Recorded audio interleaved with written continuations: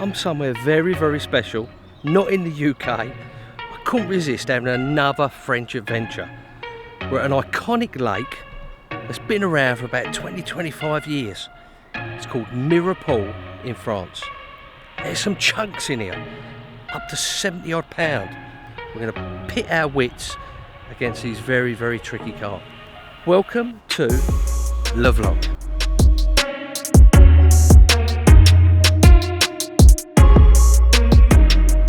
Have a look at that out there. Look how beautiful that is. What a stunning place, eh? Pool. There was going to be two of us. My mate Lee, he was coming.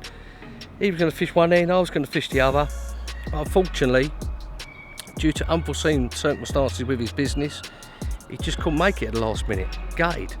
So that could work for me or against me, because there's going to be no lines up that end. All the lines are going to be down this end. So the fish could just stay up there all week. Or they could move about a bit more freely. I don't know. Never been to the place before, never seen it. All I know is that it's been on my list to fish for many, many years. You may have seen it in Carp World all those years ago, Carpology a couple of years ago. There's some cracking fish in here, there really is. So, I'm going to be doing full vlog all 7 days. The rigs, the bait, the tactics, which I think all of it's going to change throughout the week.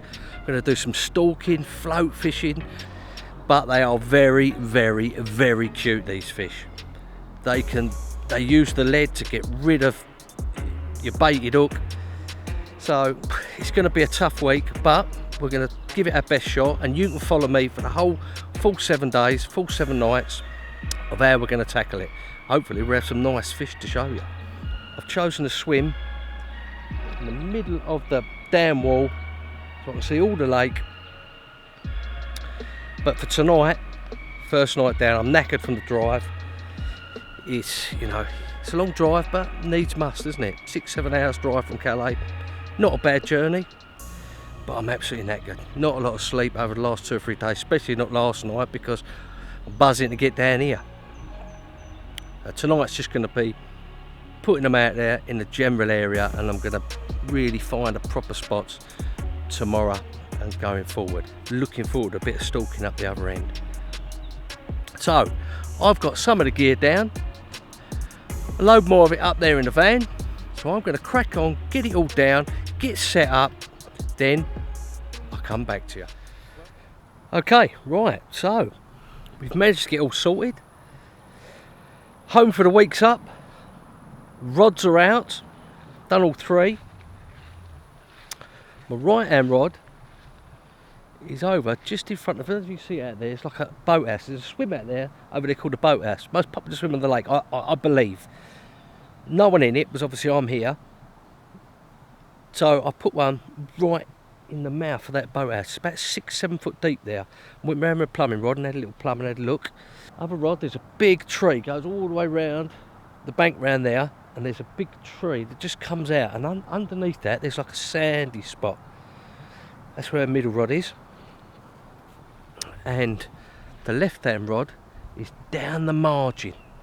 It's down, right down the margin, right down it, right in the corner. Again, a little bit of pellet, some chopped boilies like all 3, some round boilies that have been soaked in salmon oil and liver powder. Put it out, all out with a boat. So you use a boat on here because we're in France. Use what you can use, so I have.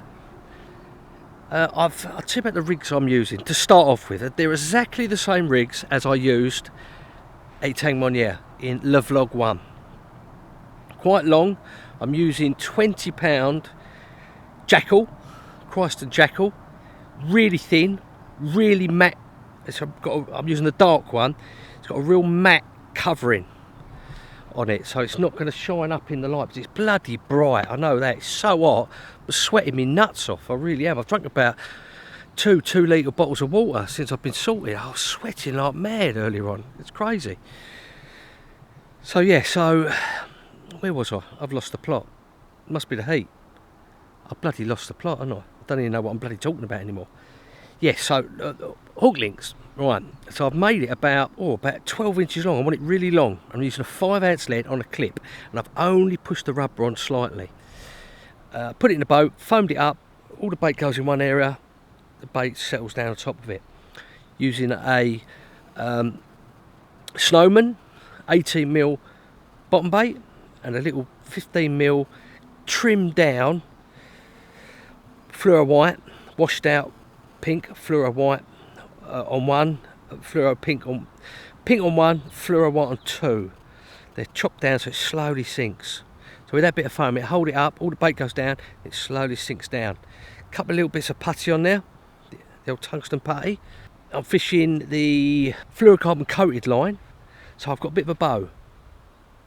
So I'm not tight, fishing a bit of a bow like that. And I'm using a fluorocarbon leader. Can't use lead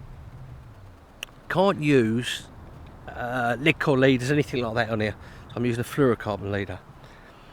Can't use barbed hooks, I'm using a barbless one. That's another reason why I've only slightly put the lead on, using a big heavy lead, because talking to the people who fished it before and the owner, he says lots of people watch them, they just pick up the bait, once they feel that lead they just keep shaking their face, keep shaking their mouth, because it's barbless, until it comes out. They can stay there for ages just doing it. So I've got real mega sharp barbless hooks on, but as soon as that picks up and starts shaking, that's going to eject the lead straight off the clip. So that's the starting point anyway. Lots of chopped baits, a couple of handfuls of sweet corn, some pellet, whole baits, different size baits, all things like that to get them grubbing about, staying on there longer. So when they do pick up those balanced baits, when they suck it in, boom, it's going to go right at the back. Hook goes further, so he's got more chance of getting hold and staying in there. Even when they're shaking their head, eject the lead, boom, Bob's your uncle. That's my thought behind it anyway. It could well, and I believe it probably will change over the course of the week. If we're not getting any action like that, then it'd be in lines, or it'll be whatever it's going to be, bags, or whatever it's going to be.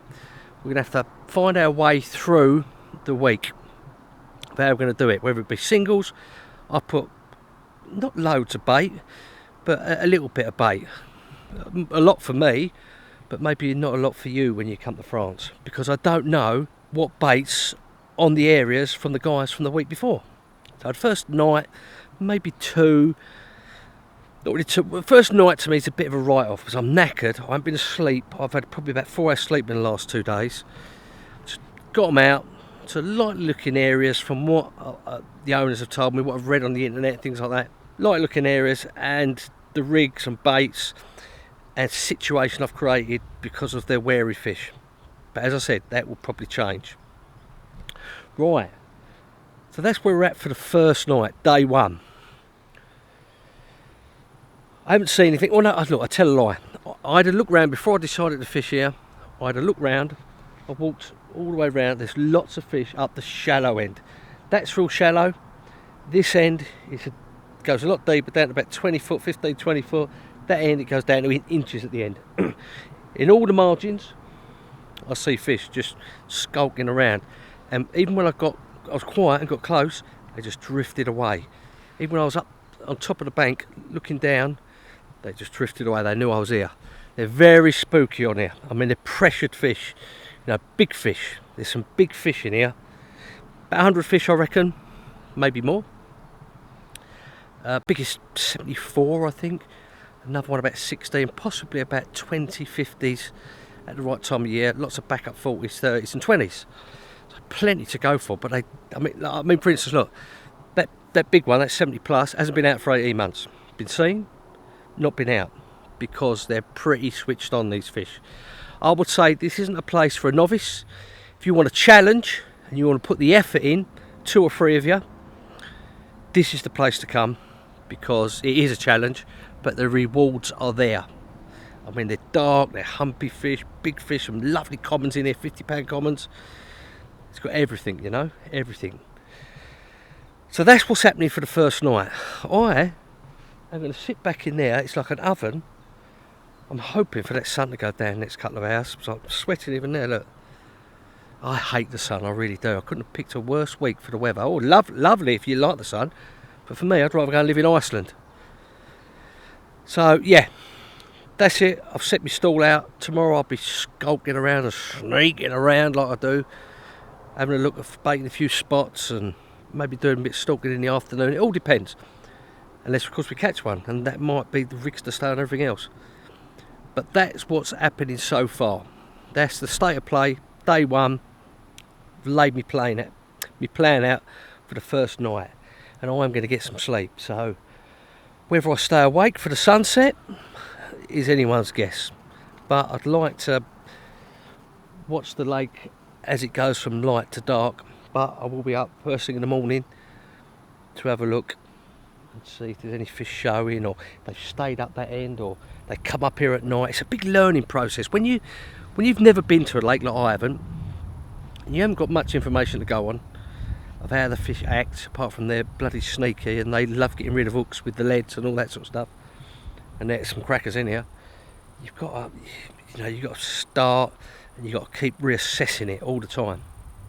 But that's what I'm going to do. Right, I'm going to love you and leave you. I'm going to get the kettle on. Actually, I'm going to have another bottle of water, I think. And I'm going to sit down, relax, and maybe have a little kip for a couple of hours, or just wait till it gets dark and see what happens. Hopefully I'll see you in the middle of the night. If not, see you in the morning.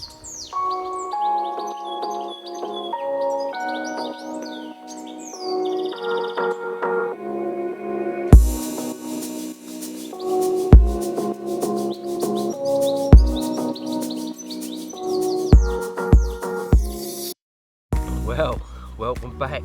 So soon already. It's 2 AM in the morning. It's always nice to get that first one out of the way, isn't it?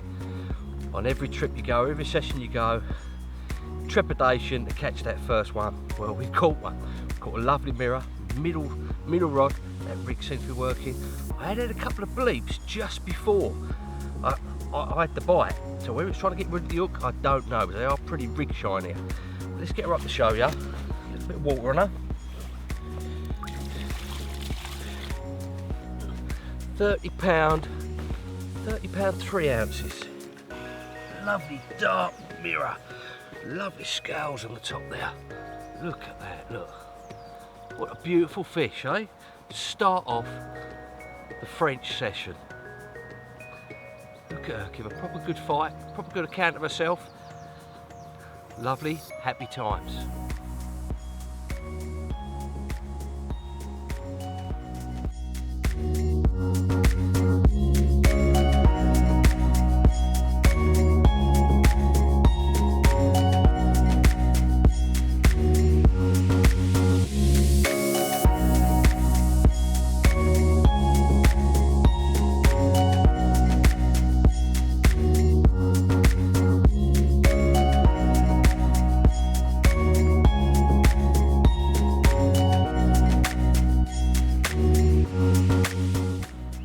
Well, morning, welcome back.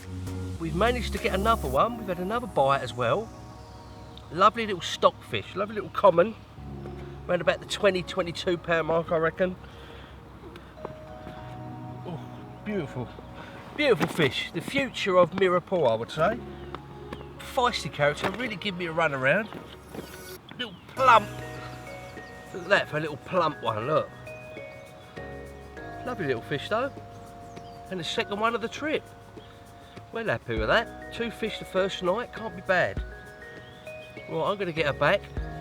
I'm going to reassess the situation and get sorted out. See you soon.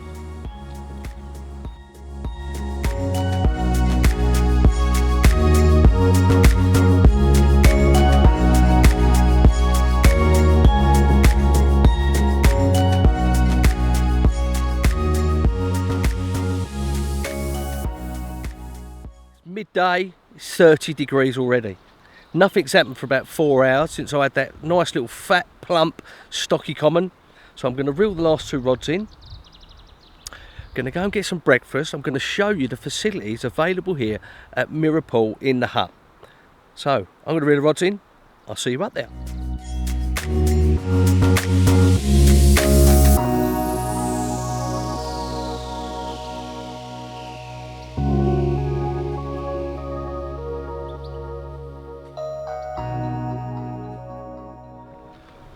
Okay, right, this is the hut.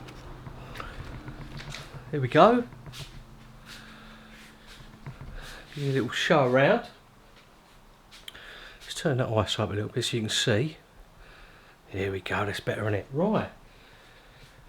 This is the fisherman's hut, as they like to call it. All the pictures up on the wall, all the captures over the years. Nice table here for when you're eating. There's 3 or 4 of you, or on your own like I am. Gas cooker with a hob. There you go, so you can boil your vegetables and fry up your steak and breakfast like I'm going to do in a minute. Oven in there if you want to cook the chicken or anything like that. It's all gas operated here because the government, because of the area it's in France, you're not allowed to use electricity, but you can have gas, so everything's gas driven. There's your fridge, gas fridge. There you go, got my goodies in there, all my breakfast stuff, all my food, some bottles of cider, happy days. That takes care of all your food stuff. And in this door here is the bathroom area. Right, let's have a look. Okay, so you've got a flushing toilet, which is lovely when you go to France, isn't it? Rather than having to do your stuff in a bucket. Lovely, that's all gas driven as well. Flushing toilet. You've got your heater there. Pumps hot water through for your shower.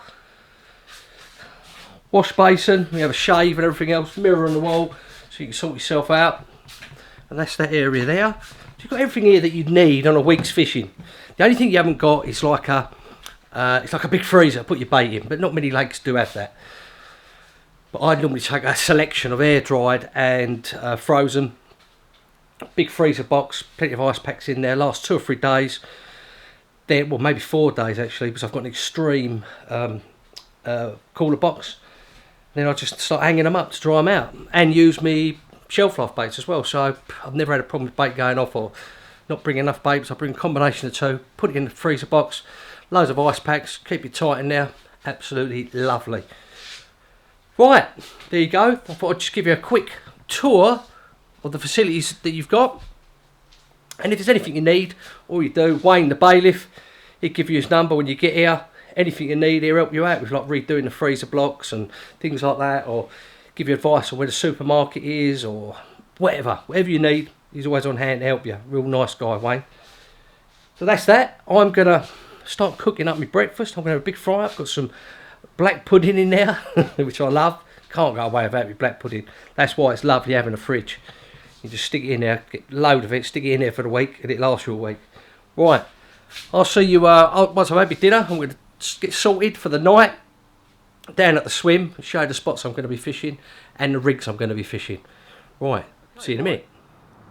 Let's have a look at the rig I'm going to be sticking out tonight. The rig that I used, that I put out last night, that caught me them 2 fish. We'll start from the top here. Right, you see there, I've got about 26 foot of fluorocarbon. Incognito, nice fluorocarbon. Normally use it for a hook link, but I use it for a leader. Then you've got some, what was it? You've got some tubing, some tungsten tubing. That's ESP's tungsten tubing, about the best I've found. Calder's a pretty good one as well. On a clip system there, that's a, what is it? That's a nice clip system that comes off. Atomic tackle clip system. I was trying to think of what the name of it was then. You see there, it just a little flicks off there. That's set on the lowest setting, so it comes off really easy. There's 2 settings on there. One if you're for casting, the other one if you're for not casting a very heavy lead, or you're placing it by hand or by boat like I am. Nice 4-5 ounce lead on there, on a swivel, ring swivel. Quite a long hook link there, look. That's about 12 inches, 14 inches, something like that. Quite long. Now, that is £20 jackal, Christ jackal that is. Now, the reason I'm only using £20 is because it's thinner in that gauge, in that poundage, it's thinner. As soon as you start going up the 25s, 30s, 40s, it starts getting thicker and the coating starts getting thicker. So it's a very strong, at £20, hook link, very supple. It's a semi-stiff hook link. I don't want to use a stiff hook link. I want it supple, and that's a nice grey which is the dark silk colour coating. Now the reason I'm using the dark silk colour rather than say the brown or the green is because the little spots that I'm fishing on that I've seen when I've walked around in the margins and that, they're sort of a sandy, gravelly, yellowy type of colour. But, well then why not use the brown or the green to match it up? Well, I like to use a dark coloured hook link on a light bottom. Now the reason being is if you look at the debris that's on that bottom, like the twigs, bits of leaf and whatever, they're all dark, they're really dark. So I want this to match in with that. I don't want it to stick out with a green or something like that. I want it as dark as possible. That's a nice dark matte coating, which is even more essential, because if it was one of the coatings which are shiny, now you might get a bit of sun. There's quite a bit of sun. It's 30 degrees here, so I'm looking at the margins and I'm seeing pebbles and everything glistening up at me. So you put a real light hook link on there, it's going to shine up. Maybe, I don't know if it makes any difference, but it's a confidence thing. So all my fishing is down to confidence, so it gives me confidence to put it out there. Then we've got a size 4 Fang X, which is like a curved shank type of hook. Barbless, of course, there's a barbless rule here, and only a very small bit stripped back. Business end, I've got an 18mm Monster X fish meal bait. Summer I like the fish meal. If it was a bit cold I'd be using something like a nutty bait. And on the top there I've got a trimmed down 15mm washed out white. On the others I'll have a washed out pink. Well, on one of them I'll have a washed out pink. On the little common that I had, that £20 common, I had that on a washed out pink. So I'm using white and pink just to give it a bit of colour, but also it aids to trim it down to slowly sink. That's why I'm using a supple hook link. Goes out, bit of foam on the top. That hook link goes like that, just goes down. I don't want it stiff, I don't want it to go out like that. I want it to just come down slowly. So that's critically balanced. Reason being is the hook will lie flat, the baits will lie just above it. When it sucks it in, it's got all that movement before it hits the lead. Because I've been told that a lot of the fish up here, if you're using a stiffish hook link, they pick it up, they feel it straight away, then they shake, shake, shake. Now another reason why I'm using a heavy lead, because I like to use light leads normally. One, it keeps it in place if you're fishing far distance out, which I'm not. I'm only fishing about 50, 60 yards to the far margin out there, and about 50, 60 yards to the boathouse entrance over there. Is that where I've got this set really light, as soon as that picks it up, all that giving it, as soon as it picks it up, starts shaking its head, boom, the lead's off straight away. As soon as it feels that resistance off, it's off straight away. Then it's free. Then it's free. It's free. You can't use that lead to shake its head and get rid of the hook, because there's no barb on there. It's barbless. Easily just spit them out. So that's the theory. That's the thought behind it. That's what I went in with last night, like that, over quite a bit of bait, but it's a tight area bait, and this is just slowly sunk down onto it. You know, chopped boilies, normal boilies that I've been glugging in oil, salmon oil and bits and pieces and all that. Now, the pop-up, the washed out white pop-up, or washed out pink, I've sprayed that a little bit with the flavour of the washed out pink, with the washed out white, which is like a sweety, nutty flavour. That's a fish meal, monster crab flavour, so you've got a sweet and you've got a fish mealy buzz going on there, and that has been soaking in the old Hinders bettelin.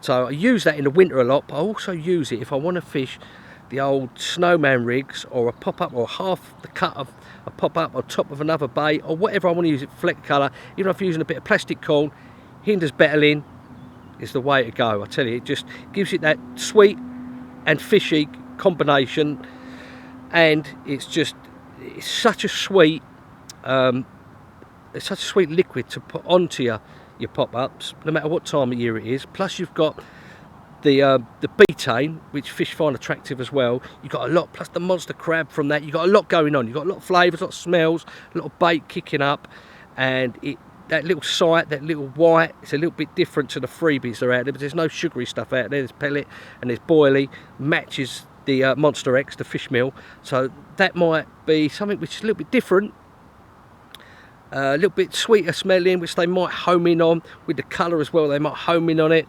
in the early hours of the morning or in the daylight, whatever. So that's my thinking about the rigs. The baits I'm using, why I'm using 2 different flavours on there. Quite a long hair there, about 1 inch, because even if they do get that in their mouth and they're blowing it away, it's not tight to the back, so they can't use the weight of the bait to spit it out their mouth. It's down like that, so that's jingling around, that's trying to keep that hook in all the time.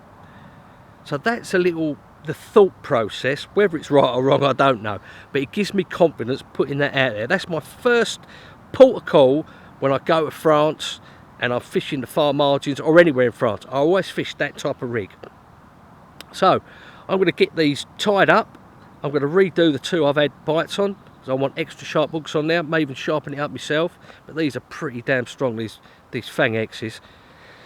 And I'm going to get them out there, all 3, and then hopefully chill out, sort out the bloody bivvy, because it's like someone's gone through it and just chucked everything out my bags. It's such a mess in there. And hopefully we'll have a couple more fish tonight. See you soon.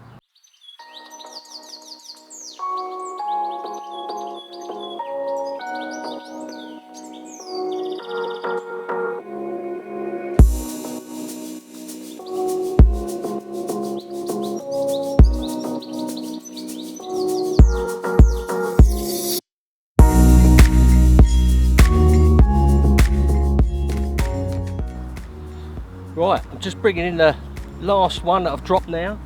Just getting that in here. I put all 3 rods. First one's out to the right in front of the boathouse.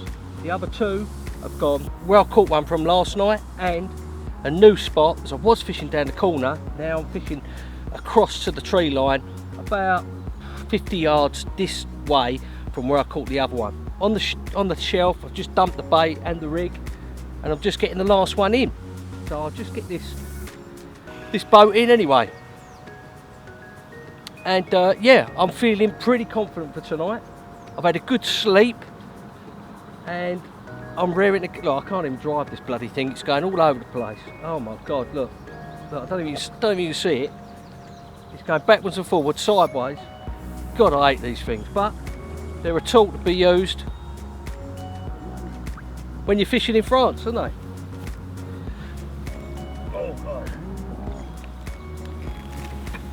Right, stick him down, turn him off. Yeah, so I'm raring to go. I reckon I'm gonna hopefully have another bite tonight. I've got that new spot. I really like the look of the spot. It's got a little bit of a deep drop off. It's quite clear, and I've dumped quite a bit of bait on all 3 spots tonight, just to see how they react to that. Last night I was a little bit, not as much as I would have liked to have put out, but I didn't know who was here last week and how much bait they put in. They might not have even been fishing the same spot, but we had 2 bites. So I'm going to stick with the same rigs, same tactics, but put more bait in. And instead of last night, when I had that second fish, I just, well, when I had the first fish, I didn't put it back on the exact same spot. I couldn't bother, so I put it to another spot to the left, which on further investigation today wasn't really that good a spot in my opinion. So what I'm going to do tonight is, if I have a bite, it's going perfect on the spot, because I'm not tired now. I've had a good sleep and I'm refreshed, and I'm angling properly. It's always the way, isn't it? You come down, you leave home about 12 o'clock at night, you get here for about 10 o'clock because of the tunnel or the ferry and the hour forward, and you're absolutely knackered. You really don't want to be doing stuff once you've gone to sleep and caught one and then back out again, but I should really. But I should come down the day before and do it that way, but I just couldn't. I normally would do, but because of work and stuff. So our second night, see what's going to happen. I'm chilled. I'm having my first cup. I haven't even had a cup of tea yet since I've been here. I've been drinking water because it's been so bloody hot, sweating like mad. But tonight, I'm having a bloody cup of tea. Right, I'll see you in the middle of the night, hopefully, or tomorrow morning.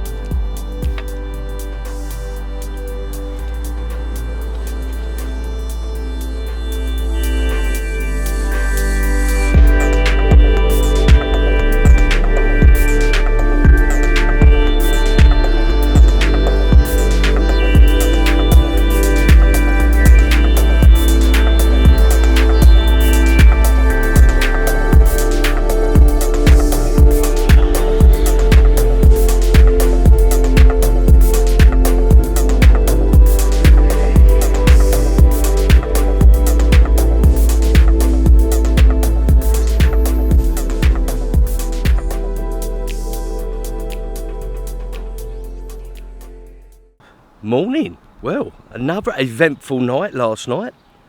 Another fish about 11 o'clock. Nice £30 mirror. And we managed another one this morning, around about the 8:30 mark. Lovely mirror. £22, £21, something like that. Two-tony, little dumpy, stocky fish, I believe that one was. So that's 4 fish in the first 2 nights. This is day 3. So it's look at that there, look, it looks absolutely beautiful. It does, absolutely gorgeous as always. What a view to wake up to in the morning. So we've had 4 bites. You know, I'm happy with that so far. Another 4 or 5 nights. What are we on today? We're on Monday, so we've got Monday, Tuesday, Wednesday, Thursday. Another 5 nights. Try and bank some more and try and bank one of them biggies. There's a few biggies in here. They're eluding me capture at the moment. Maybe they're doing the rigs, I don't know. And the smaller fish are not getting away with it. I'm going to reel in shortly because it's just too hot to fish. I'm going to go and check my spots, see if there's any bait left on them. I can check 2 of them, or actually I'll check 3 of them. There's a little spot down to the left down there, which I've been baiting, right in the corner. We had a rod on it the first night, but nothing at all. The other 2 rods are what we had bites on. So I moved that one yesterday out towards the left. No bites on that either. So we're going to go and check those because we can see them. Where the water's gin clear, we can go and see them in the margin, see if the bait's been touched or moved, or, you know, you can see little spots where they've come in and snuzzled it all around and see if there's anything left or done. So I'm going to reel in, going to go and have a look, and we're going to have a look at the spots. Okay, right. We'll just come in, look, into a little clearing here. Yeah, have a look at the spot there. Let's have a look through there. Let's have a little look, shall we? Right. Now, I've got my polarised on so I can see as well as you can. So I've got a polarised lens on here. Have a look down there, look. Have a look at that there. See that there? Right there. A little spot there. And I don't know if you can see it glowing, but I can see it really well with the polarised, and it looks like there's bait on it. Chopped boilies, corn, you know, a bit of pellet, still all there. It hasn't been snuffled or anything. It's still all there. So it doesn't look like anything has been on that, does it? So we'll move round to the next spot. See you around now. Right, we're in amongst all the trees. Look, you can see around here, look, I'm in amongst it all, up and around.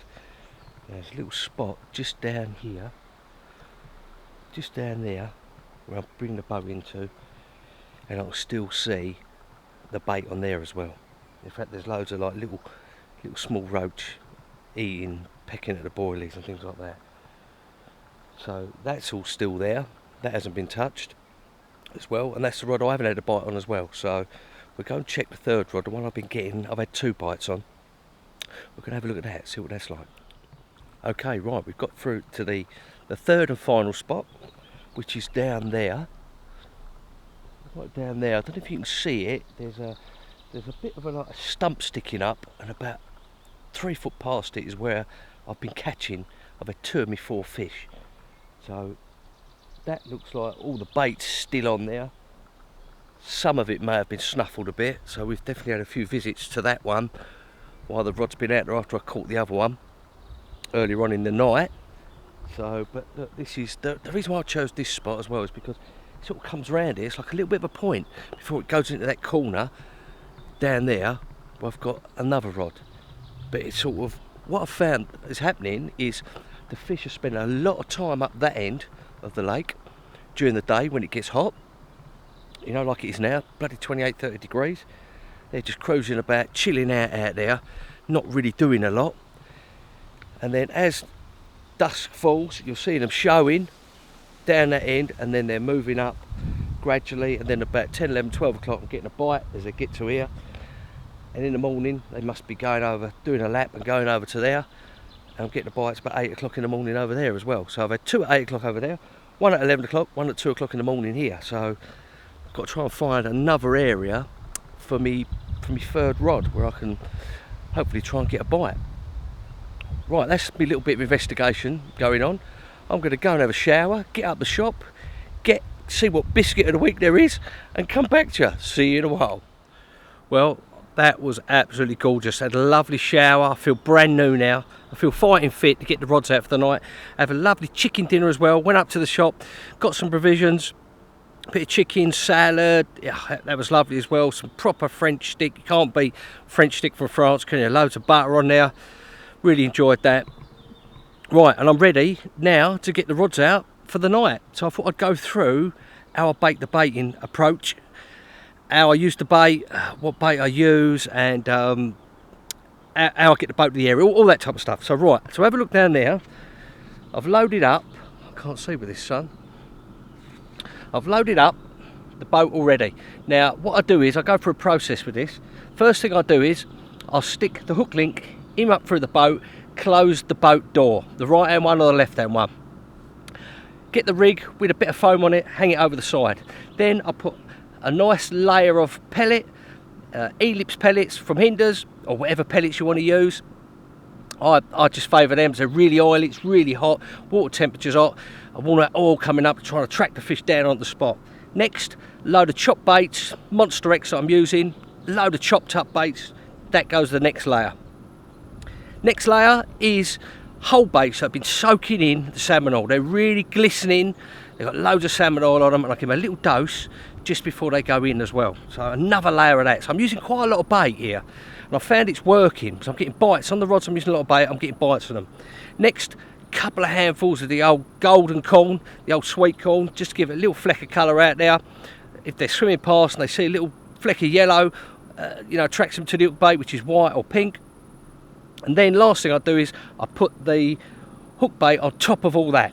So the bait goes down, the leg goes down, and it all settles down with it nicely. Right, I'm going to get that one out. That's my furthest right rod, which is going around there, over towards the boathouse. What I will do is, because I can walk round to that one, I'll go round, I'll position the boat out there about 20 yards from the spot I want to fish. Then I'll walk round, position it in, drop it onto the spot that I plumbed up when I first got here. Then what I do is I'll spray 3 or 4 handfuls of bait around that hook bait, around the boat while the boat's still there, just after I've dropped it. So I've got a concentrated area of bait, but it's about 6 to 8 foot there, so it's going to spread out anyway. You'd be surprised how much it spreads out in the boat. Some of them lighter chopped up baits will float around and all that, and then there'll be a scattering of a wider area of 3 or 4 or 5 handfuls of the 15mm Monster X, which I've spread all around the area. So I've got a big area of bait, concentrate in the middle where my milk bait's going to be. So I'm going to get on and do that, and I'll come back. Okay, right, I've got that one out.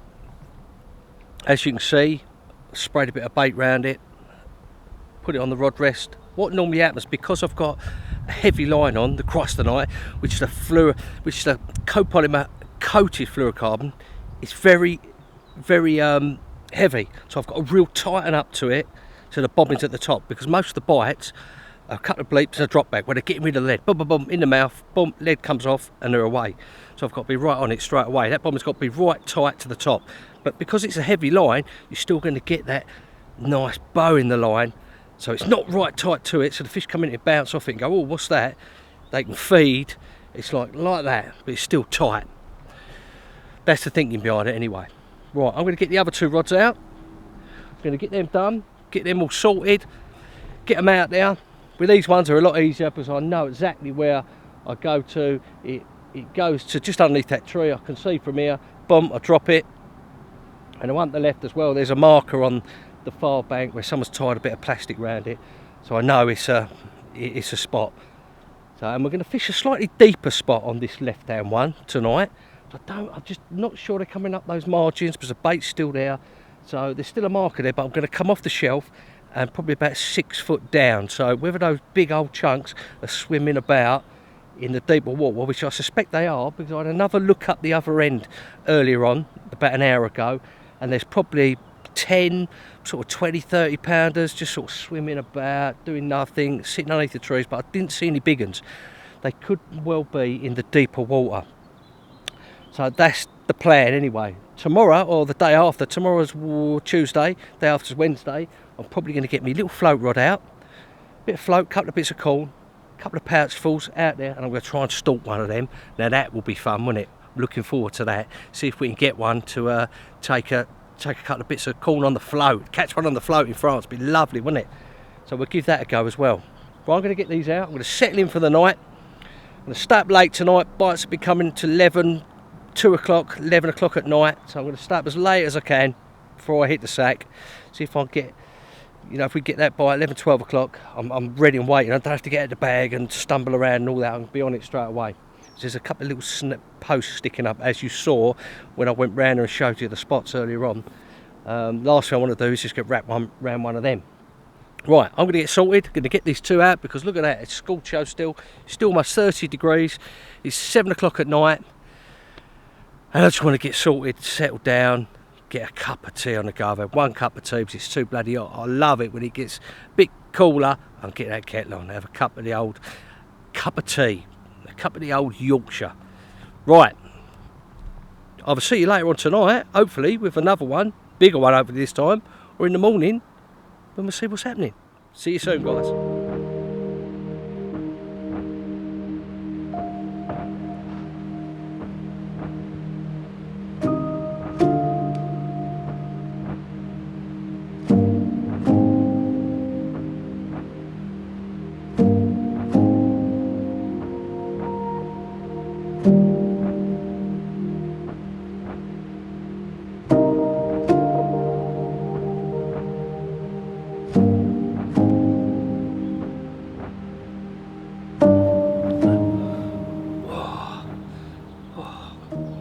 Well, look at that, check that out.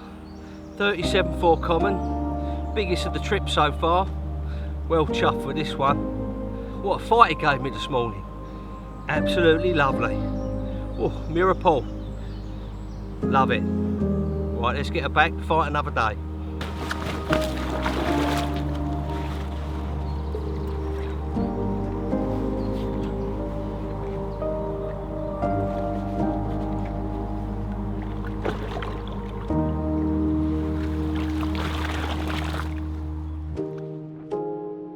Well, what a lovely common that was, and what a beautiful day it's going to be. Absolutely going to be another scorcher.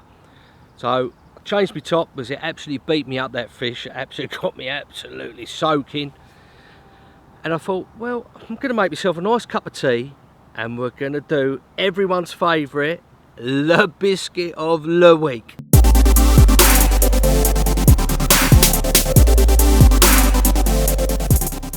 I've got a very special one for you this week, a nice French biscuit that I was in the supermarket yesterday and I see it and it looked very decadent, very expensive. It was about €3 for a pack. Look at that for a box, look at that for a box. Look, proper funny shape, and it's got a special carton thing that opens up there and opens down like that. But yeah, it's they are called Pim's l'Original Foisé Touche de Foisé de Bois, and Lou. They're by a company called Lou, L-U, and they are creator of biscuits since 1846. Now, if that's not a proper biscuit company, I don't know what is. Almost 150, 170 years they've been making biscuits. So these look very much like the old Jaffa cakes, the old cheap and nasty Tesco Jaffa cakes that you get, or Asda Jaffa cakes. But these are a little bit a step above these, even by just looking at the packaging. So let's get one out and have a look. Look at that. Oh, bloody hell, that is... Look at that. Now that is a little bit special, isn't it? Look at that. It's got even got its name on the front there. Right, let's have a little taster, see what it's like. God, bloody hell. It's like Jaffa cake, but about 100 times better. If you like Jaffa cakes, tell you what, these are the ones for you. Oh, the taste is so enhanced. It's so Jaffa cake-ish, but on a different level. This is a different gravy to Jaffa cakes. One they're so expensive. Same old pork chop ain't here to savour this and all, isn't it? Shame, innit? But let's have try another one. Tell you what, you get a real orangey flavour, but it's like it's really enhanced. It's not like your cheap and nasty Jaffa cakes. It's a proper proper flavour. They are absolutely something special.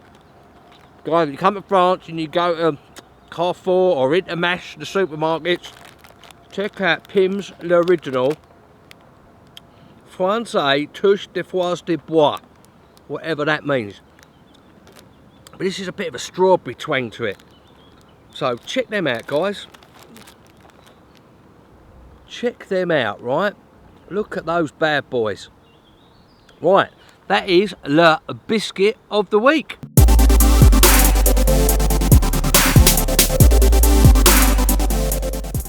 Well, not a lot has happened today. It's been mega hot again. I've just been chilling and tying up rigs and doing a few other bits and pieces, air drying some bait, sorting a few things out, you know, and just cooking some dinner up and not even having the rods out really. Just chilling because it's been so hot. Checking all the spots, not seeing nothing on them, bait's still there and all the spots around there, so I've had a little bit of change of plan. The two rods which I've been having over there, I've still only got the one up there, the one I've been getting the bites on. The one round the left, I've moved over to the right where I've been getting the other bites from. So I'm fishing them more or less about 5 foot apart with a load of bait round it. And what's going to happen is if I get a bite, I've had a bite every night on that rod, and the other one I've had a bite every night. Well, probably last night I had a tench on it. But if I get a bite on one of the rods, I'm not going to re-put that one out because I've already got one out there. So if there's a few fish about, rather than disturb them with a boat again and chucking bait over them and all that, if they're feeding, then I'm just going to leave the rod out there. It can work dividends sometimes. You can pick up the bigger fish like that, and that's what I'm hoping to do. So we will see anyway. We've got 4 nights left to go. We've done 3 nights, we've caught 5 fish, so I'm happy with that. 37 the biggest, as you saw in the video earlier, but I'd like to catch a bigger one. I'd like to catch one over 40 and possibly one over 50 if possible, one of them big old originals. So that's where we're at. Time is now 7:10. We've got another 3 hours till darkness. I'm going to chill out because I'm sweating like mad after getting all the rods out, all in position, tightening them up, baiting up. I've got to tie some more rigs just in case I have one tonight. So I'm going to relax, get some more fluids in me and enjoy the evening.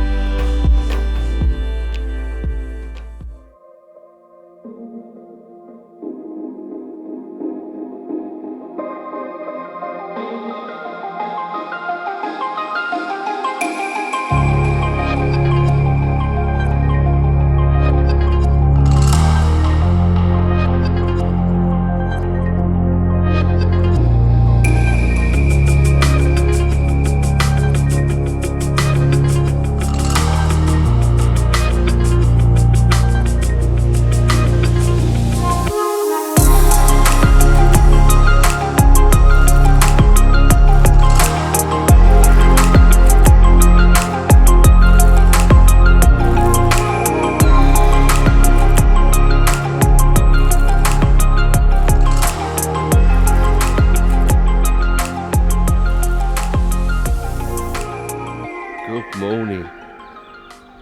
Look at that for a view this morning. Look at that. Something else, isn't it? Look at the mist rolling off the lake in this valley here. Nothing last night. Normally we've had a bite by now. Normally something's happened out there, but nothing this morning. Very quiet. Although these 2 rods that I put out to the right, that area out there, normally we get a bite about 8 in the morning. Had a good night's sleep though for a change, but it's looking absolutely beautiful. Look at that, for waking up in the morning, looking at that. Rods on the dance floor. Look at them, look. Rods on the dance floor, waking up, looking at that out there. beautiful, isn't it? So I wonder what today's going to bring. It's going to be another scorchio. A little bit too warm for me, unfortunately. I don't really like it. Nor do the fish during the day. So I think maybe today we're going to have a little walk around and I'm going to show you the swims. Well, I'm going to get a cup of tea on and wait to see if one of them, where are they? There they are. One of them rips off this morning to that backdrop. Look at that. A little bit special, isn't it? Welcome to day 5. No sooner have we put the camera down, we get a bite. Look at that, look.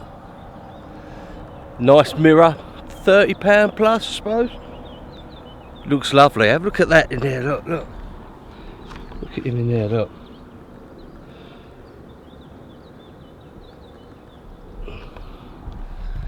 Happy days, eh? Right, I'm going to get a wire up, take some pictures. We'll see you in a minute. Well, what a cracking way to start day 5. What I've been waiting for, what I come to Mirrorpool for.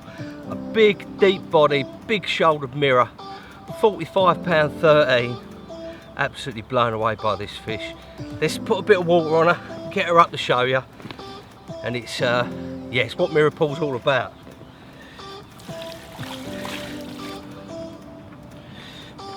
Just check out this for a fish. It reminds me a bit of shoulders from Horton. Big, really strange to hold. Look at that for a beast. Look at that. Whoa. Big old shoulders on it, big thick set mirror. Beautiful way to start the day and the reason I come to Mirrorpool. Look at that. What a beauty. What a beauty, eh? Right, let's get her back. Let's see if we can catch another one. See you soon, guys.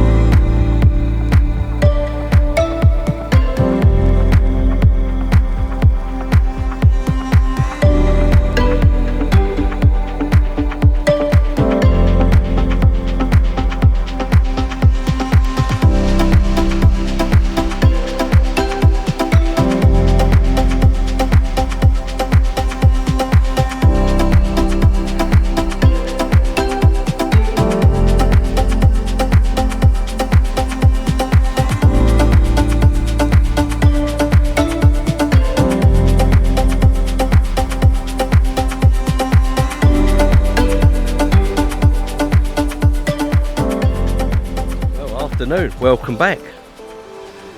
Absolutely scorching once again. What a view. So I've reeled in the rods are in, and we're going to go and have a look at the swims.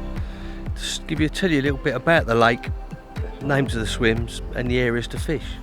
Right, let's go to our first swim.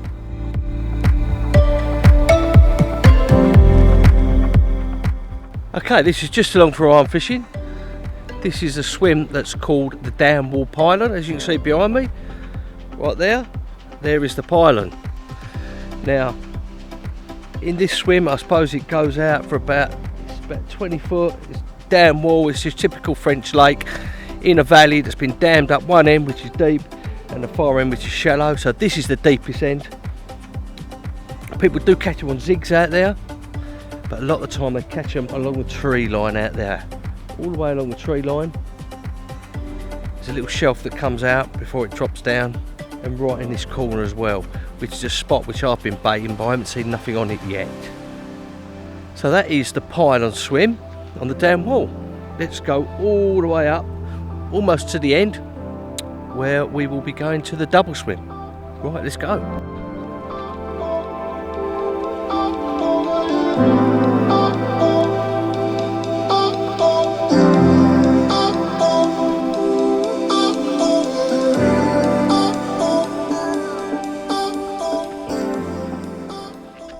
Right, I'm just going to stop here because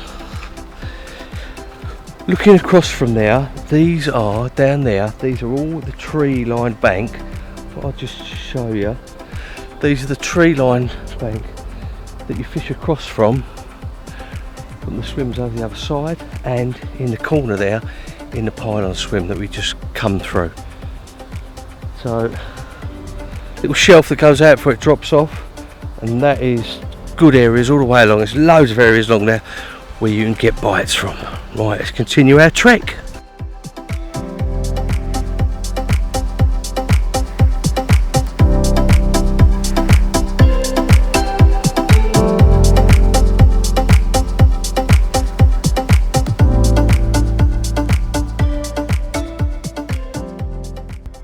Okay, right, welcome to the double swim.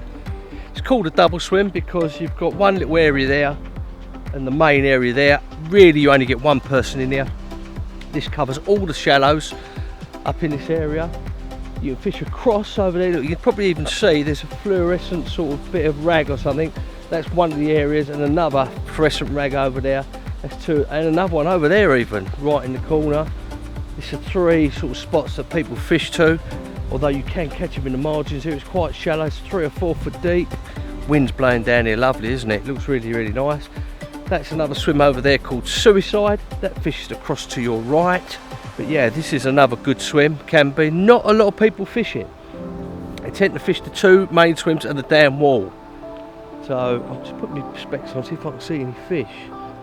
Can't see anything at the moment, but they'll be further up if they're anywhere. So this is the double swim, gives you a lot of your own water here. Normally only one person fishes. Good few fish come out of here when people bother to fish it. And a lot of the areas are across over on the overhanging trees over there, because that's where they sort of hold up and swim about out there. So right, let's go down to little Stalking swim, which is next.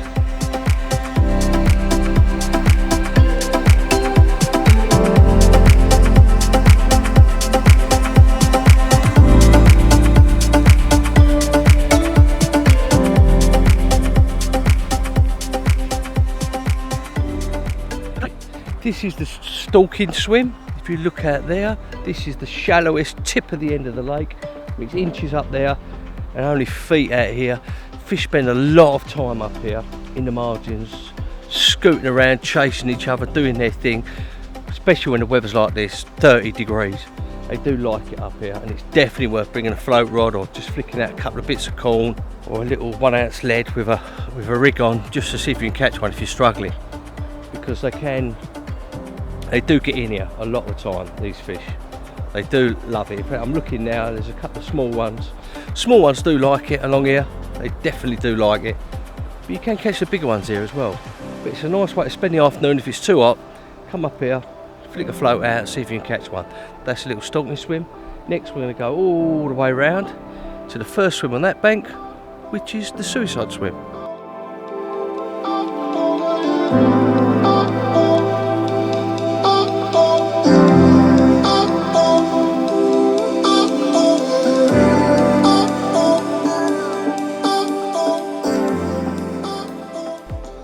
I thought I'd just stop here and give you the view down the lake. If you can see there, this is where the water flows in and out over a little bridge here.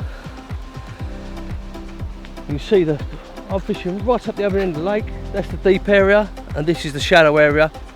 I thought I'd just stop and give you a little heads up of this end of the lake. Right, let's continue round the Suicide swim.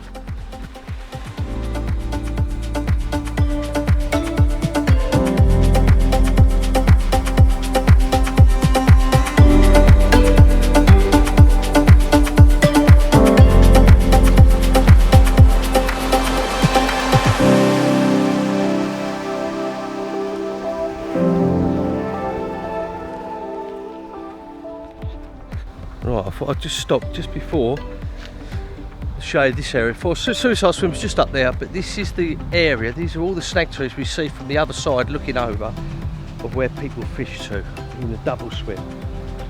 All the way along here, look at these snag trees overhanging. Not many snags actually in the water. I think the owners have taken them all out. So when you're coming across with your boat or casting across, pretty clean on there and pretty good area for getting a bite. So that's that, that's the area. We're going to walk just a little way along to there, to the suicide swim.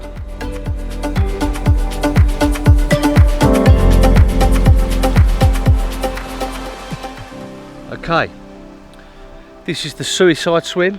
You see quite a big area, you can get a big bivvy in there. It's aptly named suicide swim, because you can imagine with the rocks that are there and the steps, when it's wet, you're going to fall down sometimes, so be very careful. Let me just change the ISO on this so you can see a little bit better and it's not so blown out. There we go, right. Here you've got a load of water out there again, across from here. Set up your bivvy here, stick your rods down there. There's loads of little holes and little nooks and crannies and areas across there that the fish, you know, you'll get bites across there, definitely. You can go down to the right as well, down the shallow area, if there's no one across in the double swim. Depends how many of you come. It's ideal for about 2 or 3 of you. And I'll show you the next swim where one of you goes in there, one of you goes in here, and one of them goes to the double or they go up in the down wall. But look, you can see you've got a good vantage point for here, see if anything's swimming along, maybe stick a zig out or something. And most people fish that far margin, those trees. You know, great big holes out there, and you can see a few lighter patches. I can see them, you won't see them on the film, close up against the trees where they fed out there. So that's that one, that's the suicide swim. Let's go on to the boathouse swim.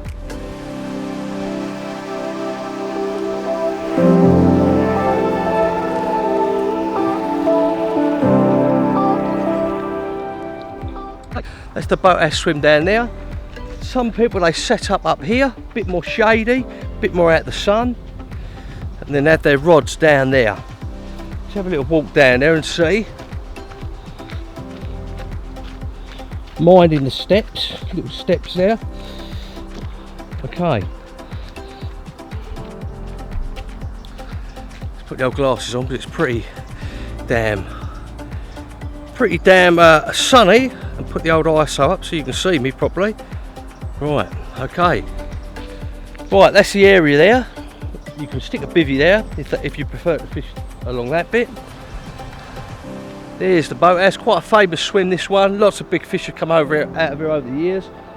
Used to have a predominant set of 3 or 4 trees out there, but over the years they've collapsed or snapped off or whatever. Now you've only got the one bush that overhangs, and it's like a little bay. If you see over there, you've got a tree over there, which is very good. I mean, I've had 3 fish off there, fishing it from the dam wall. Most people in here, they fish across to the far bank. That's been really productive over the years, and still is. There you've got the boathouse. That's why it's aptly named, the swim the boathouse. And if you look just down there, you'll recognise this from when I've been putting my boat out, because that's where I've been catching my fish from. That's why I had the 45-13 this morning, just 10 foot off the boathouse. You can imagine this area never gets fished. That's about 6 to 8 foot out there. If someone's in here, they're fishing across all them lines, you're not going to fish across here, are you? So there you go, the world famous boathouse at Mirrorpool, accounted for some absolute big hits and monster carp over the years. Let's take a final walk round to where I am on the dam wall.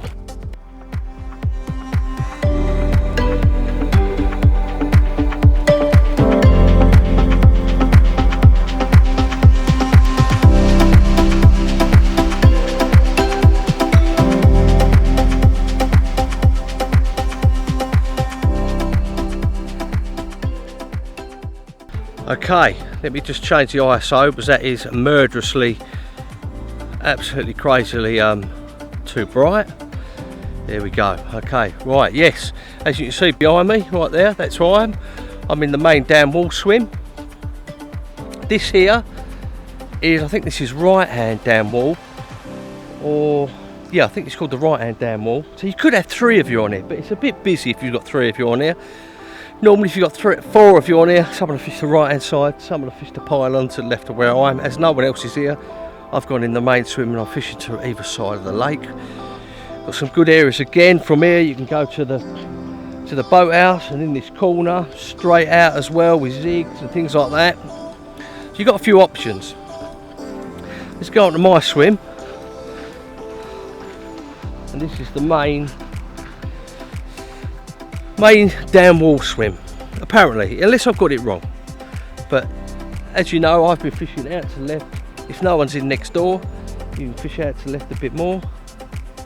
And if no one's in to the right of you, or the boathouse, you can fish out to the right over here as well. As I say, it goes about 20 foot up, as 20 foot down, keeps on going, shallows up, right to the shallow end, which you saw. And it's a lovely lake. So there's a little bit about the lake, the swims. Fishing wise, there's about 100 fish in here. Talked to the owner, he reckons about 20 50s at the right time of year. 160, 170, which come out about 74, 75 I think. Loads of backup 20, 30s and 40s. I mean, I've had 6 fish in 4 nights. I've looked in the book. Most people, well, everyone's caught. Every week they've been here, someone's caught something. Some weeks they've had bloody unbelievable, I think 30 fish one week. And another week I think they had 3 or 4, but there was a couple of hard frosts. Even looking in the book, there's, you know, a few 50s out and lots of 30s and 20s and 40s, you know, just a big spread of decent fish. Nice sport, lovely surroundings. It's about 6 hours from Calais. Yeah, it's a lovely lake. You've got 20 minutes, well no, sorry, 10 minutes up the road. You've got the supermarket. I say in the hut, you've got a gas cooker, gas fridge, you've got a shower, you've got everything there. It's well worth having a look at coming here. It really is a nice place. They've got a website, Mirrorpool Fisheries. Just do a search on that and you'll see there's 4 different lakes on the complex bit, you know, which they run, Mirrorpool Fisheries. They've got some other cracking lakes, some real nice lakes, so I might be having a couple of trips to those as well in the next couple of years. Right, there you go. I'm going to get sorted because England is on in the semi-final tonight.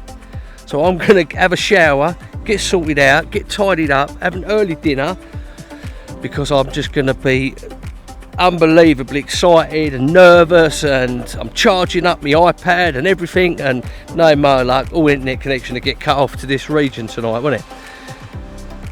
So I hope you enjoyed it so far, guys, the vlog too, and we've still got 3 more nights left to try and catch some more and catch an even bigger whacker. But I'm happy now. If I had to go now, I'd be happy because I've caught a few. I've enjoyed it, and I've had that stunning 45-pound plus fish, which is just what I came here for. That big shoulders, you know, deep-bodied, proper fish, a proper old warrior of a fish. One of the originals that was, and you can't get much better view than this, can you, when you're fishing? The only thing I don't like is that it's been almost 30 degrees every day. It's just a little bit too hot for me. I don't like it. So hopefully I'm going to try and get another trip later in the year or next year, spring. There you go. Right, catch you soon, guys, and come on, England. Well, morning. Hopefully I was going to say what a brilliant football match that was last night, and we're through to the final. But it wasn't to be, was it? Although the boys done well to get there. But on to the fishing. What happened last night? 4 o'clock in the morning. Had a take on the middle rod, which is over to the boathouse over there. We've been baiting and where we've been catching a few from. Playing it for a while, and then it was like, boom, boom, boom. It's all come off, pulled through. And I got back this. Look, where's it gone? I'll show you. I got back all that, all tangled around my rig, which is a zig rig with a lead-free leader, and that's what I got back. Lost the fish, and that's what I got back. I reckon what happened was someone's cracked off, or you know, snapped up somehow. Fish is trailing that zig around, so I've picked up my bait and got tangled up in the line, or it's a trailer, but there was no lead or anything on there, so I think the fish may have had that in its mouth and picked up my bait at the same time, and it's all got tangled up, and the line's grained together, whatever's come off. At least the good thing is I've got the discarded bit of tackle around, so that fish is swimming around now tackle free. So even though I didn't catch one, that's good news. That really is good news for that. So what's going to happen today? Quiet night last night. Today it's going to be another 28, 29 degrees all day. Absolute nightmare. 2 nights to go. So we may even pop up the other end in the evening and have a little bit of stalking with a float rod. I know I've been threatening it all week, but I've been catching fish. I've been relaxing and catching fish every night apart from last night. So that I thought I'd just update you on that. Shame about the football, shame about losing the fish, but the one positive thing is, 1, the boys done well, and 2, is we got rid of all that excess tackle in a fish swimming around, so that's a bonus. Right, catch you a little bit later when we sorted out what we're going to do. Look at that for a view. Look at that for a view. Best view in fishing at the moment, isn't it? Right, catch you a bit later, guys. Good evening. Very slow day, but we've made a bit of a decision. We was bivvied up over there, but we've changed round. We've moved into the right hand side of the dam wall. Now, reason being, last 2 nights we've not had a bite off of there. That was where the first 2 nights, I think, or 3 nights, first 2 nights we had a fish every night. Been around there last couple of days, having a look at the spots where the bait is, it's still there. Nothing's been near it. Not seen any fish in the margins up there, nothing at all. All up the other end, the smaller fish have been in the shallows. Now, I've been getting action every single night from the boathouse over there. So I've moved into here, it's a better angle. I don't have to fish over the pads because the lines were going into the pads. These pads down there in the other swim, the line was going into them, so I weren't getting as good a bite indication. Well, that's what I thought anyway. So I've sat up here and I've had a little bit of plumb around in the corner, and I found a spot, and it's about 7 foot deep, nice sandy spot, all silt around it, and I've got the right hand rod on that, and it's a nice angle to it. There's no pads or nothing, so it's a nice angle. I put the boat out earlier on, dropped the mother load, so to speak, on the spot. Chopped boilies, whole boilies, a little bit of corn, pellet, just like I have been doing. Lovely, lovely jubbly. The other 2 rods are where they have been, where I've been getting a bite every single night. So I've got all 3 rods into this bay. It's like a corner bit there before it comes into the bay, the boathouse. And I reckon the fish are underneath these trees up here on the right and down the shallow end. As soon as it gets dark, they're coming up here early hours of the morning, because this is where the first bit of sunshine is. So I'm ambushing them early hours of the morning, 6, 7, 8 o'clock in the morning, 9 o'clock in the morning. 8:30 was the latest one I've had, and that's when I'm getting my bites. I've had a few at 4, 6 o'clock. So, and there's 3 spots. They're hard as anything. 2, one's in 6 foot, one's in 8 foot, one's in 12 foot. I've got it all bases covered, really. Plus it's closer to the van, we're packing up on Saturday morning. So we've got 2 nights left. I'm feeling mega confident because I've had a bite every night out there. Bite every night since I've been here. This is the 5th night. No, what is it? So Saturday, Sunday, Monday, Tuesday. This is the 6th night, and I've had 6 fish. I lost one last night from out there. Don't forget, because it had a zig thing going on with it that was tangled up on it. I've had a bite every night, and I only had 2 bites out of there. So I put all my eggs in one basket for the last 2 nights, freighted it up, loaded it up with chopped boilies, pellet, a bit of can of corn, all 3 spots, and that is where they're going to be going for the next 2 nights. So hopefully, if the plan goes to plan, I'll be having a couple more fish, 2 more fish. If I get 2 more fish, I'll be happy. I'm happy though what I've caught. I've had 6 fish, biggest 45 plus, lovely 37 common, couple of other 30s, couple of 20s, lost one, and I've had a brilliant week, even though I've still got 2 nights left. So I'm looking forward to seeing, hopefully, this right hand one right up there. It's quite an exciting little spot. I couldn't see it, but casting out the mark float, it was sort of thudding around, and I was watching the bubbles coming back as I'm pulling it, where it's in the silt. Then it went, I could feel it go like a little gravelly spot. No bubbles come up. That's the one behind the float. Got the boat there, loaded up, nose of the boat was on the mark float, dropped it. So it's right on the spot it is. So I'm really happy with that. So that's about it. I blew out going up the other end, stalking.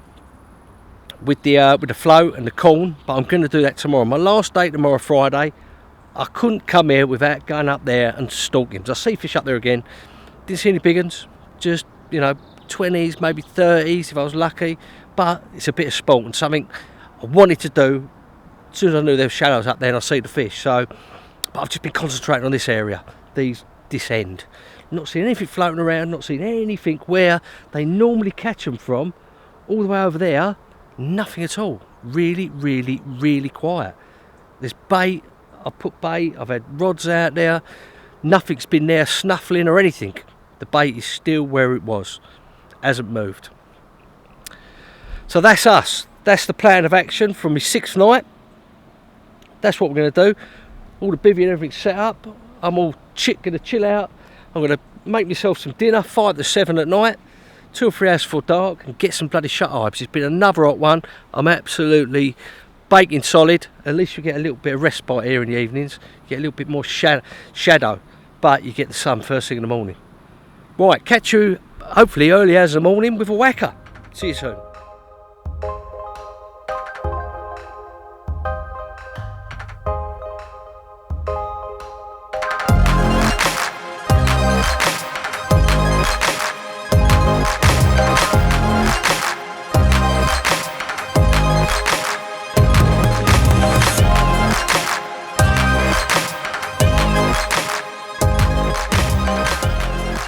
Morning. Oh, let's put these on. Well, we had a bit of a nightmare last night. 3 o'clock in the morning, take time, couple of bleeps, hit it. Felt a little bit funny. Tench, which managed to take out my other 2 rods. An absolute nightmare down here. Took out my other 2 rods, and okay, so I got them out there, back out there, but nothing since. So I don't know if I dropped them on the spots. I'm pretty sure they're there or thereabouts, but no, that was it. The chance had gone. So first night we haven't had a bite. You know, we haven't had a carp on, at least first night, which is good. Was, you know, 6 nights we've had a bite every night apart from last night. One more night to go, and I'll tell you what, it's going to be 30 degrees again today. And yesterday I got a little bit of sunstroke, a little bit of sunburn on my legs, like proper Englishmen, eh? So I've got to be a little bit more careful today, because I don't want to have sunstroke trying to drive back tomorrow. 6-hour drive. It's not going to be a good outing, is it?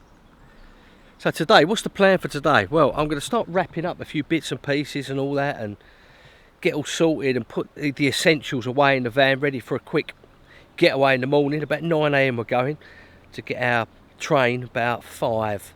So it leaves us plenty of time, couple of stopovers, have a cup of coffee, relax for a little while on the journey back. But we are going to go up there later on with the old float rod.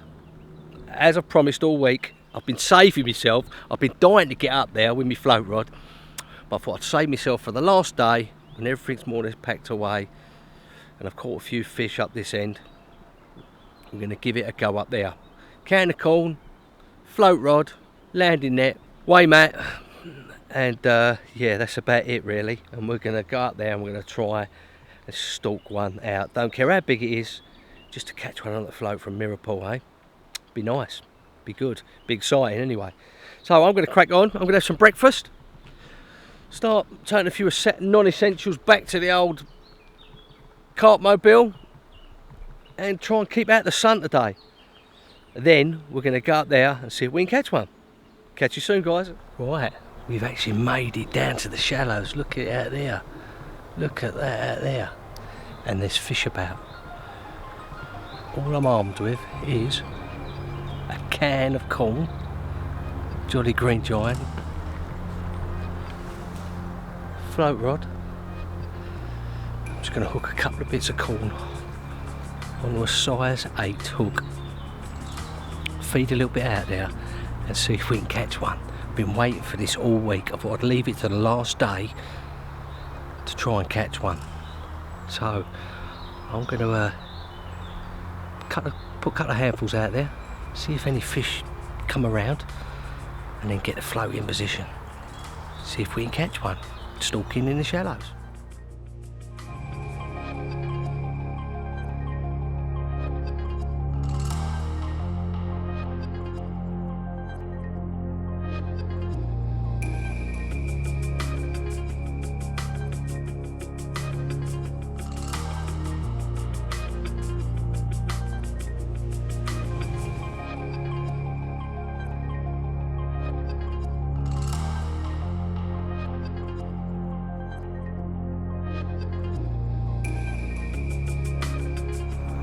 Right, there's definitely fish about. Just had, as soon as I put the float in, 3 big uns come cruising in by it, but they didn't want to know, didn't go down, they sort of went over the top of it. But it's proper exciting stuff with a float. We're going to see if we can catch one. I'm still looking now. They're cruising in so tight to the bank, it's amazing. And look, if you look out there, look, they're out there, they're out and about. See them out there, look. They're all cruising around.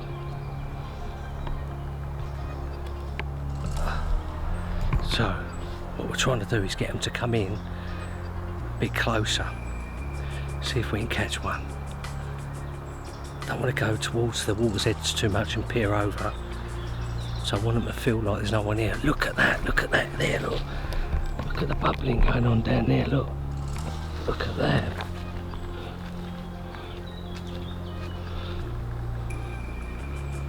Look at that bubbling going on. It's crazy.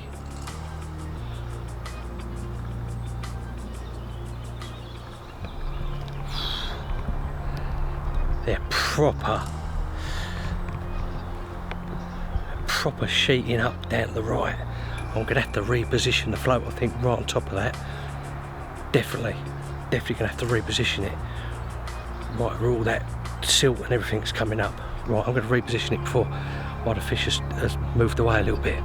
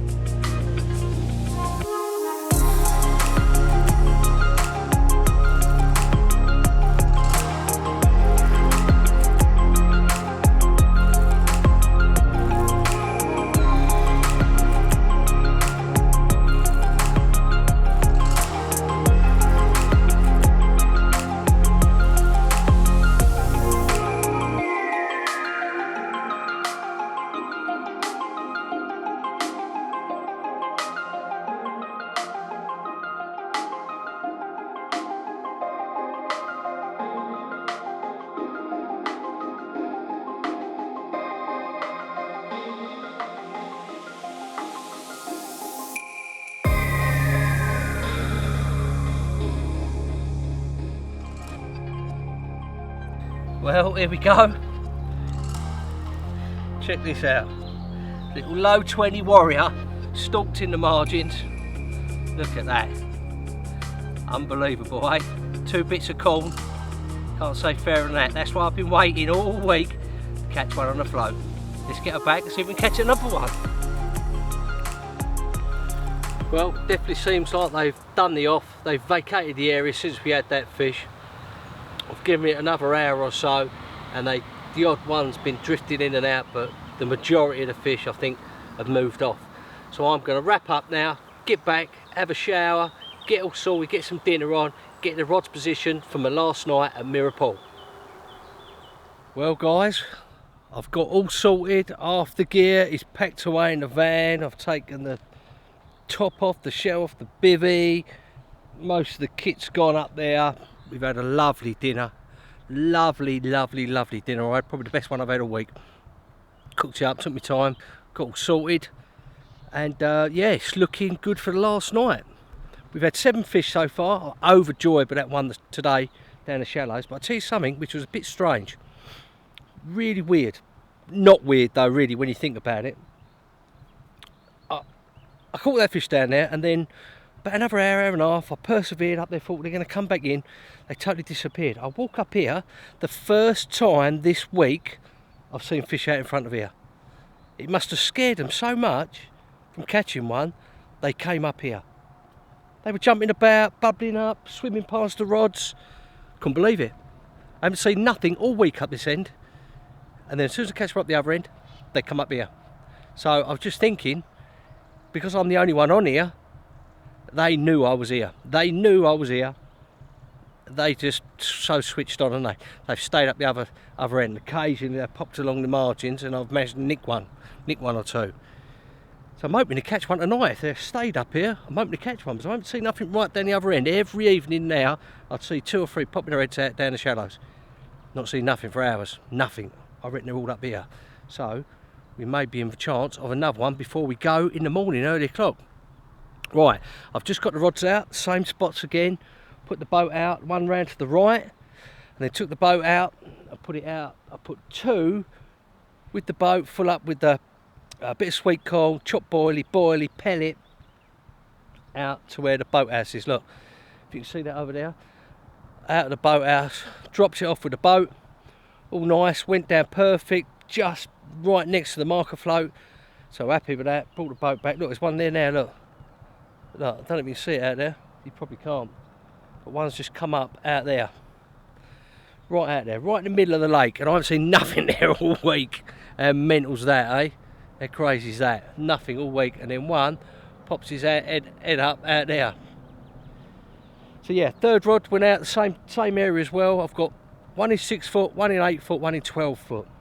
All along that side and into that bay. I'm putting all my eggs in one basket again, really. But the ones I've seen have been to the middle and over to the right, so I'm feeling confident again. I was confident last night, nothing happened, so we had to go and get one from up the shallows. Confident again tonight. I am looking forward to getting home though, I must admit, but I've got a good chance of catching another one tonight, I reckon. One of these rods will go before I have to go at 9 AM in the morning. Well, that's the plan anyway. Well, I'm going to sit back, let me dinner digest, drink some more fluids, because that's all I've been doing since I've been here, is drinking fluids. 30 degrees every day. It's just been too hot. It's just been an absolute nightmare. And I think really we've been up against it with 30 degrees, 28s, 30s every day. We've been up against it to try and catch them. And I think through just perseverance and good advice from Wayne the bailiff, who's a diamond, and from Rob, the owner of the areas, otherwise I think we would have had a lot less fish. So if you come into Mirapool, speak to the bailiff, let him tell you what's working, where they're coming from and everything else, and speak to the owner, Rob, as well, because they know it like the back of their hand.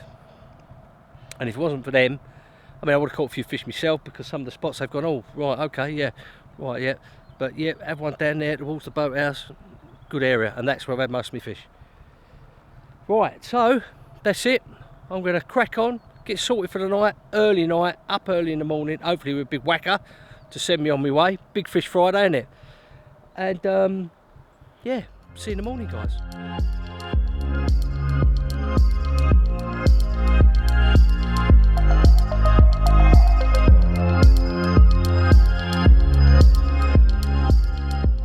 Last morning before we got to pack up, time is 7 o'clock and it hasn't disappointed. Look at that. There's only 2 rods left. Only 2 rods left on there. Hasn't disappointed, has it? Have a quick little look.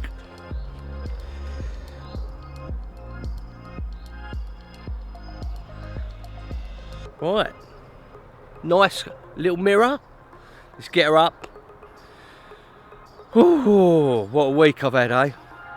Gonna do the photos. Let's get her up. See you in a minute. Well, last morning, Mirapool has not disappointed. £30.3, beautiful mirror to give me a good sending off. Let's show her to you anyway. You know, I had a great week, and couldn't be better than catching one on the last morning. Look at that, lovely grey old Mirapool mirror. What a week I've had. Absolutely stunning. Can't wait to get back. Right, I'm going to pack up. So I've got about an hour before I've got to go